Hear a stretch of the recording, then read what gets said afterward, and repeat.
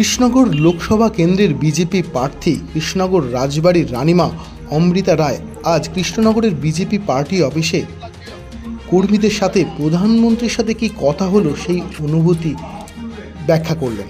এছাড়াও তিনি জানালেন প্রধানমন্ত্রী এইভাবে তার পাশে দাঁড়ানোয় তিনি আরও মনের শক্তি পেয়েছেন। তিনি আর কি জানালেন আসুন আমরা শুনে নেব। কিন্তু কৃষ্ণনগরের প্রেস্টিজ লড়াই, কাজেই এটা কিন্তু কৃষ্ণনগরের মানুষকে জিততেই হবে।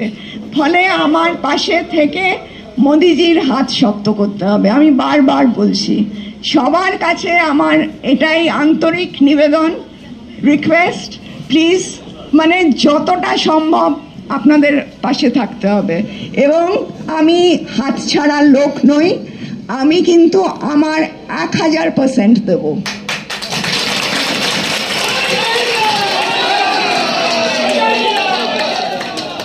আচ্ছা হ্যাঁ, আর একটা জিনিস, মোদিজি আমায় কাল ফোন করেছিলেন, তো সেটা তো সবাই জানেন। তো সেটা নিয়ে আমি আপ্লুত। আমি প্রথমে সত্যি ভাবতেই পারিনি যে আমি ওনার সঙ্গে কথা বলছি, কিন্তু উনি এত কমফর্ট জোন আমার করে দিলেন না, মানে আমার সত্যি মনে হচ্ছে যে আমি একজন বাড়ির লোকের সঙ্গেই কথা বলছি। তো আমি জিজ্ঞেস করছি আপনাদের বা তোমাদের যে আমার সঙ্গে কথা বলে কি আমাকে বাড়ির লোক মনে হচ্ছে?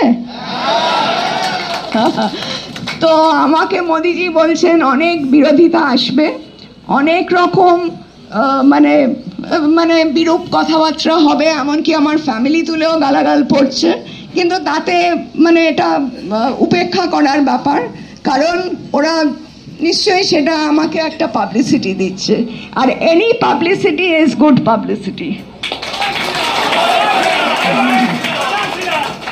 আর একটা জিনিস উনি আমায় বললেন যে আমি अमृता जी हम आपके साथ हैं, कहीं भी ज़रूरत पड़े आप मुझे फ़ोन कीजिएगा। এটা যে আমাকে কত বড় মানে সাহস দিয়েছে আমি বলে বোঝাতে পারবো না।